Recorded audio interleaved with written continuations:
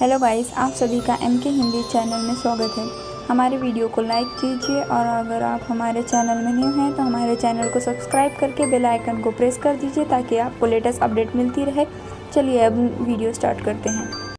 प्रिय छात्रों, आज की 10वीं कक्षा की हिंदी तासिका में आप सभी का स्वागत है। आज हम हमारा पाठ ठेस यह सीखने जा रहे हैं। यह एक आंचलिक कहानी है। इस कहानी के कहानीकार फणीश्वर नाथ रेणु जी हैं। इनका जन्म 4 मार्च 1921 में बिहार के पूर्णिया ज़िले में हुआ। इन्होंने अपने जीवन काल में शोषण और दमन के विरुद्ध संघर्ष किया। फणीश्वर नाथ रेणु सक्रिय राजनीति में सहभाग लिया करते थे। इन्हें भारत सरकार द्वारा पद्मश्री सम्मान से सम्मानित किया गया है। इनकी प्रमुख कृतियाँ ठुमरी, अग्निखोर, आदिम रात्रि की महक, एक श्रावणी दोपहरी की धूप, अच्छे आदमी यह कहानी संग्रह है। मैला आंचल, परती परिकथा, कलंक मुक्ति, जुलूस, कितने चौराहे यह उनके उपन्यास हैं। ऋणजल धनजल, वन तुलसी की गंध, श्रुत अश्रुत यह उनके संस्मरण हैं। अब इस कहानी का प्रमुख पात्र सिरचन, यहाँ पर उसका स्वाभिमान किस तरह से, उसे किस तरह से ठेस पहुँचती है, यह इस पाठ में इन्होंने बताया है। इस पाठ के यह शब्दार्थ और मुहावरे हैं। अब हम पाठ की शुरुआत करते हैं। पन्ना नंबर 42 पर। खेती बाड़ी के समय गांव के किसान सिरचन की गिनती नहीं करते। लोग उसको बेकार ही नहीं बेगार समझते हैं, इसलिए खेत खलिहान की मजदूरी के लिए उसे कोई बुलाने नहीं जाता है। क्या होगा उसको बुलाकर? दूसरे मजदूर खेत पहुंचकर 1/3 काम कर चुकेंगे, तब कहीं सिरचन राय हाथ में खुरपी डुलाता हुआ दिखाई देगा। पगडंडी पर तौल तोड़कर पांव रखता हुआ धीरे धीरे मुफ्त में मजदूरी देनी हो तो और बात है। आज सिरचन को लोग मुफ्तखोर, कामचोर या चटोर कह ले कोई।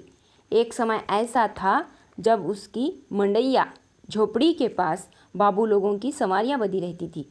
उसे लोग पूछते ही नहीं थे, उसकी खुशामद भी करते थे। अरे सिरचन बाई, अब तो तुम्हारे ही हाथ में यह कारीगरी रह गई है। सारे इलाके में एक दिन का समय निकाल कर चलो। बड़े भैया की चिट्ठी आई है, शहर से सिरचन से एक जोड़ा चीक बनाकर भेज दो।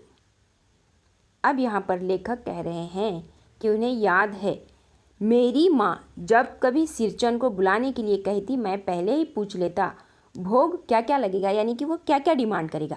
तब माँ हंसकर कहती, जा जा बेचारा, मेरे काम में पूजा भोग की बात नहीं उठाता कभी।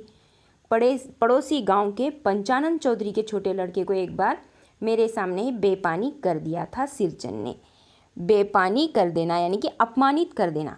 अब यहाँ पर लेखक बता रहे हैं कि सिरचन ने किस तरह से पड़ोसी के गाँव के जो है चौधरी के लड़के को किस तरह से उसने अपमानित किया था।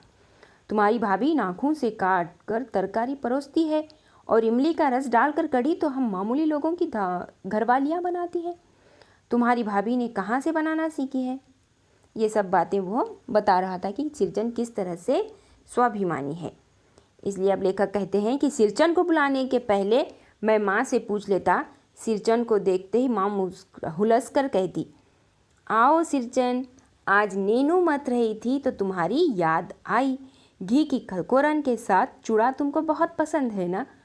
आओ, बड़ी बेटी ने ससुराल से संवाद भेजा है, उसकी ननंद रूठी हुई है मोती की शीतल पार्टी के लिए।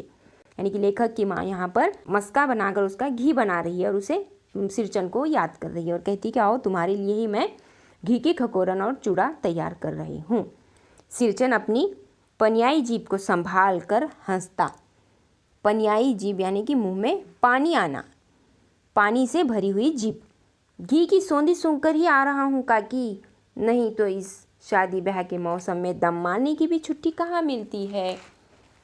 अगले पन्ने पर सिरचन जाति का कारीगर है। अब यहाँ पर लेखक कह रहे हैं कि सिरचन की किस तरह से कारीगरी है। लेखक ने घंटों बैठकर उसके काम करने के ढंग को देखा है। एक एक मोती और पटेर को हाथ में लेकर बड़े जतन से उसकी कुच्ची बनाता, फिर कुच्चियों को रंगने से लेकर सुतली सुलझाने में पूरा दिन समाप्त। यानी कि यहाँ पर सिरचन का जो काम है, दिल लगा कर वो एक एक धागा, एक एक काड़ियाँ वगैरह इस तरह से मिलाकर वो कोई ना कोई चीज़ें बना लेता था। काम करते समय उसकी तन्मयता में ज़रा भी बाधा पड़ी कि गेहूं सांप की तरह फुफकार कर उठता, यानी कि वो दिल लगाकर काम कर लेता था और उस काम में अगर कोई डिस्टर्ब हो जाए, कोई बाधा आ जाए तो वो झट से गुस्से में उठकर चला जाता, फिर किसी दूसरे से करवा लीजिए काम, सिरचन मुँहजोर है कामचोर नहीं, इस तरह से वो कहता और काम अधूरा छोड़कर निकल जाता। बिना मजदूरी के पेट भर भात पर काम करने वाला कारीगर, दूध में कोई मिठाई न मिले तो कोई बात नहीं, किंतु बात में ज़रा भी झाला वो नहीं बर्दाश्त कर सकता। सिरचन को लोग चटोर भी समझते हैं। तली बघारी हुई तरकारी, दही की कढ़ी, मलाई वाला दूध, इन सब का प्रबंध पहले कर लो, तब सिरचन को बुलाओ, दुम हिलाता हुआ हाजिर हो जाए। खाने पीने में चिकनाई की कमी हुई तो काम की सारी चिकनाई खत्म, काम अधूरा रख कर उठ खड़ा होगा और कहेगा कि आज तो अब अधकपाली दर्द से माथा ठनठना रहा है, थोड़ा सा रह गया है, किसी दिन आकर पूरा कर दूंगा। यानी किसी दिन माने कभी नहीं, यानी कि ये जो सिरचन है, अगर काम में अगर बाधा पड़ जाए, उसे किसी ने कुछ रोक टोक दिया या खाने पीने में से कुछ कम हो गया तो वो झट से क्या करता है, काम अधूरा छोड़कर निकल पड़ता है। अब उसको आने वाले काम देखो, वो कौन कौन से काम करता है। मोती घास और पटेर की रंगीन शीतल पाटी बनाता है, बांस की तीलियों की झिलमिलाती चीख, सतरंगे डोर के मोंढे, भूसी चुन्नी रखने के लिए मूंछ की रस्सी के बड़े बड़े जाले और हलवाओं के लिए ताल के सूखे पत्तों की छतरी टोपी, इस तरह से बहुत से उसे काम आते हैं। यानी कि बहुत सारी चीज़ें, सतरंगे डोर के मोंडे, भूसी चुन्नी रखने के लिए मूंछ की रस्सी के बड़े बड़े जाले, हलवाओं के लिए ताल के सूखे पत्तों की छतरी टोपी, ये सब काम वो करता है। इस काम को सिरचन के सिवा गांव में दूसरा कोई नहीं जानता। ये दूसरी बात है कि अब गांव में ऐसे कामों को बेकाम का काम समझने लगे हैं। बेकाम का काम जिसकी मजदूरी में अनाज या पैसे देने की कोई ज़रूरत नहीं, पेट भर खिला दो, काम पूरा होने पर एक आध पुराना दुराना कपड़ा देकर विदा करो, वो कुछ भी नहीं बोलेगा, कुछ भी नहीं बोलेगा। ऐसी बात नहीं, सिरचन को बुलाने वाले जानते हैं सिरचन बात करने में भी कारगर है। अब यहाँ पर देखो, महाजन टोले के भज्जू महाजन की बेटी सिरचन की बात सुनकर तिल मिला उठी और उसने ज़ोर से गुस्से में उसे कहा, ठहरो, मैं माँ से जाकर कहती हूँ इतनी बड़ी बात। तब सिरचन जवाब देता है कि बड़ी बात ही है बिटिया, बड़े लोगों की बस बात ही बड़ी होती है, नहीं तो 2-3 पटेर की पटेरियों का काम सिर्फ खेसारी का सत्तू खिलाकर कोई करवाए भला। खेसारी का सत्तू यानी भूसा वगैरह, इस तरह से खेसारी का सत्तू कहते हैं। वह खाकर सिर्फ कोई काम करने वाला होता है भला, ये तुम्हारी माँ ही कर सकती है बबूनी। इस तरह से सिरचन ने मुस्कुराकर जवाब दिया। इस बार अब यहाँ पर लेखक कह रहे हैं कि उनकी छोटी बहन जो है ससुराल जा रही थी। मानू उनके दूल्हे ने पहले ही बड़ी भाभी को लिखकर चेतावनी दे दी है कि मानू के ससुराल आते समय, अगले पन्ने पर अब देखते हैं कि उसके आते समय जो है उसे मिठाई नहीं दिए चल जाएगा, लेकिन वो क्या चाहते हैं, वहाँ उसके दूल्हे वाले चाहते हैं कि 3 जोड़ी फैशनेबल चीक और पटेर की 2 शीतल पाटियों की बिना आएगी मानू तो। इस तरह से बात काट कर कहते हैं कि भाभी ने हंसकर आगे कह दिया, बैरंग वापस, यानी कि मानू जब आएगी तब उसे अगर ये चीज़ें नहीं लाएगी तो उसे वापस कर दिया जाएगा। इसलिए 1 सप्ताह पहले से ही सिरचन को बुलाकर काम पर तैनात करवा दिया था माँ ने। उसकी इतनी अच्छी कारीगरी की थी कि उसकी कारीगरी जो है कभी किसी ने ऐसी देखी नहीं थी और वो काम करने लगा था। तब कहते हैं कि देखो सिरचन, इस बार नई धोती दूंगी, असली मुहर छाप वाली धोती, मन लगाकर ऐसा काम करो कि देखने वाले देखते ही रह जाएं। पान जैसी पतली छुरी से बांस की तीलियों और कमानियों को चिकनाता हुआ सिरचन अपने काम में लग गया। रंगीन सुतलियों में झब्बे डालकर वो चीक बुनने लगा। 1.5 हाथ की बिनाई देखकर ही लोग समझ गए कि इस बार एकदम नए फैशन की चीज़ बन रही है। अब यहाँ पर उसके काम को देखकर सभी लगता था कि ये बहुत अच्छा और बढ़िया काम करने जा रहा है। तभी लेखक की मंजली भाभी से नहीं रहा गया, उसने कहा, पर्दे के आड़ से वो सिरचन को बोलती है, पहले ऐसा जानती कि मोहर छाप वाली धोती देने से अच्छी चीज़ बनती है तो भैया को भी खबर भेज देती। काम में व्यस्त सिरचंद के कानों में ये बात पड़ गई। बोला कि मोहर छाप वाली धोती के साथ रेशमी कुर्ता देने पर भी ऐसी चीज़ें नहीं बनती हैं बहुरिया। ऐसी चीज़ें मैं सिर्फ मानू दीदी के लिए बना रहा हूँ, और मानू दीदी का दूल्हा अफसर होने के कारण ये मैं चीज़ें बना रहा हूँ। तब जो है मंजली भाभी का मुंह लटक गया। मेरी चाची यानी कि लेखक की चाची ने भी फुसफुसा कर कहा, किससे बात करती हो बहू? मोहर छाप वाली धोती नहीं, मुंगिया लड्डू। बेटी की विदाई के समय रोज़ मिठाई जो खाने मिलेगी, इसलिए ये जो है अपने घर काम करने के लिए आता है, देखती है ना। इस तरह से वो कहती है। और दूसरे दिन जब चीक की पहली पाँति में 7 तारे जगमगा उठे, यानी कि सिरचंद जो है दूसरे दिन आकर अपने काम में लग गया है। 7 रंग के सतभैया तारा अपने काम में मगन सिरचंद को खाने पीने की भी सुध नहीं रहती थी। चिक में सुतली के फंदे डालकर उसने पास पड़े सूप पर निगाह डाली। उसमें चूड़ा और गुड़ का एक सूखा ढेला दिखाई दिया। फिर लेखक ने वहाँ पर लक्ष्य किया कि सिरचंद की नाक के पास 2 रेखाएं उभर आई है। लेखक दौड़कर माँ के पास गए।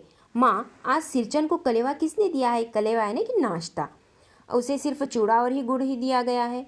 तब माँ रसोई के अंदर पकवान आदि बनाने में व्यस्त थी। बोली, अरे मंजली, सिरचंद को बूंदिया क्यों नहीं देती?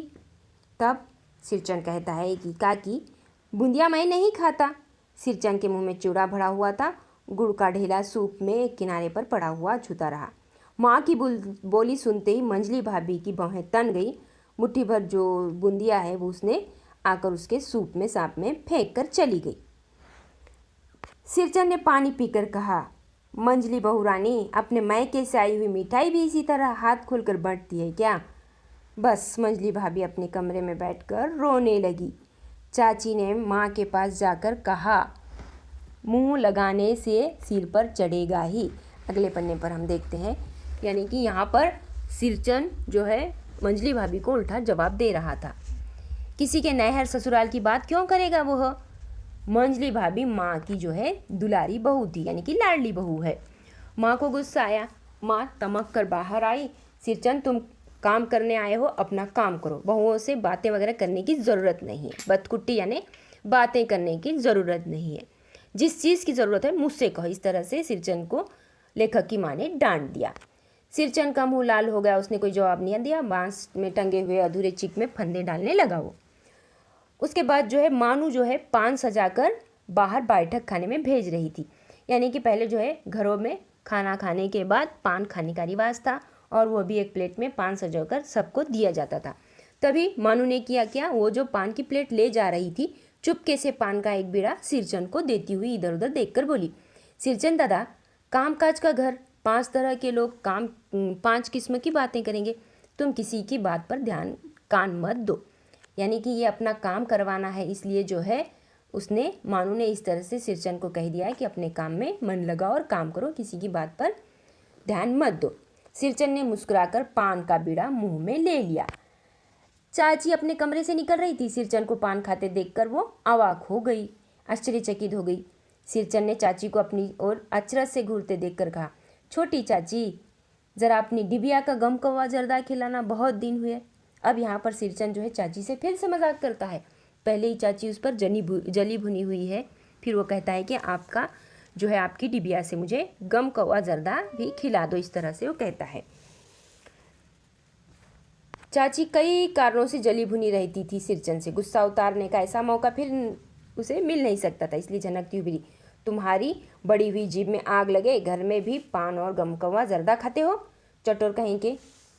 मेरा कलेजा धड़क रहा है। यानी कि लेखक यहाँ पर परेशान हो गया। अब उन्हें पता था कि सिरचंद को बुरा कहा गया है, यानी कि सिरचंद को टोका गया है, तो वो कहने लगे कि हो गया सत्यानाश। बस अब सिरचंद की जो उंगलियां हैं सुतली में फंदे में पड़ गई। मानो कुछ देर तक वो चुपचाप बैठा पान को मुंह में घुलाता रहा। फिर अचानक उठकर पिछवाड़े पीक थूक आया।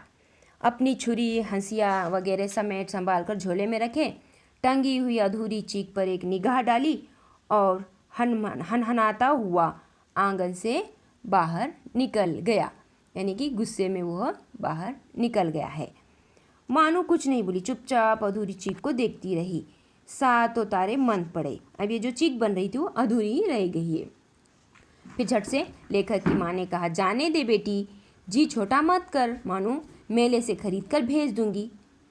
तब वहाँ पर लेखक उसके बाद जो है सिरचन को मनाने के लिए उसके घर गए हैं। देखा कि सिरचन एक फटी हुई शीतल पाटी पर लेटकर वो कुछ सोच रहा है। लेखक को देखते ही वो बोला, बबुआ जी अब नहीं, कान पकड़ता हूँ, अब नहीं। मोहर छाप वाली धोती लेकर क्या करूँगा, कौन पहनेगा? ससुरी खुद मरी, मेरे बेटे बेटियों को ले गई अपने साथ। यानी कि यहाँ सिरचन लेखक से कह रहे हैं, मेरे पास छाप वाली धोती लेकर मैं क्या करूँ? मोहर छाप वाली धोती मुझे नहीं चाहिए। मेरी पत्नी भी चली गई है और साथ में मतलब इस स्वर्गवासी हो चुकी है, और अपने साथ उसने बेटे बेटियों को भी ले गया है। बाबूजी मेरी घरवाली जिंदा रहती तो मैं ऐसी दुर्दशा भोगता क्या? इस तरह से वो सवाल करता है।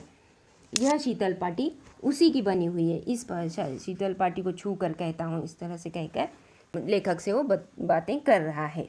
अगले पन्ने पर देखते हैं। अब यह काम नहीं करूँगा। गांव भर में तुम्हारी हवेली में मेरी कदर होती थी, अब क्या?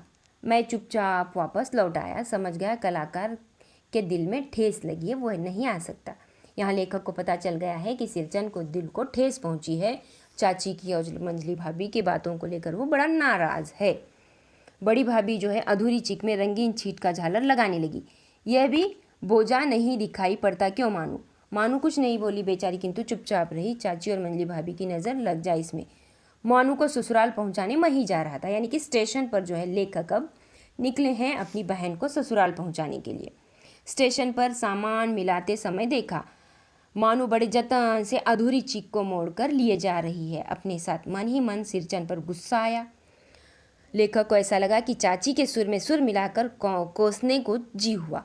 कामचोर चटोर, इस तरह से लेखक ने भी सिरचन को मन ही मन कोसा। गाड़ी आई। सामान चढ़ाकर दरवाजे बंद कर रहा था कि प्लेटफॉर्म पर दौड़ते हुए सिरचन पर नजर पड़ी। बाबूजी बाबूजी, उसने दरवाजे के पास आकर पुकारा। क्या है? लेखक ने खिड़की से गर्दन निकालकर झिड़की के स्वर में कहा।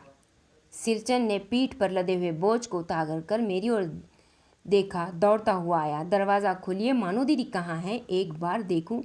मैंने दरवाज़ा खोल लिया। यानी कि लेखक ने बस का वो जो है दरवाज़ा खोल दिया। झट से सिरचन को देखकर मानो सिरचन दादा, बस इतना ही बोल सकी। खिड़की के पास खड़े होकर सिरचन ने हकलाते हुए कहा, ये मेरी ओर से है, सब चीज़ें हैं दीदी। शीतल पाटी, चीक और एक जोड़ी आसनी कूश की। इस तरह से सिरचन ने जो जो बनाया था वो सब लाकर मानू दीदी को उसने दे दिया और गाड़ी चल पड़ी। मानू मोहर छाप वाली धोती का दाम निकाल कर देने लगी। सिरचन ने जीप को दांत से काट कर दोनों हाथ जोड़ दिए। मानू फुट फुट कर रो रही थी। मैं बंडल को खोलकर देखने लगा। ऐसी कारीगरी, ऐसी बारीकी, रंगीन सुतलियों के फंदों का ऐसा काम पहली बार देख रहा था।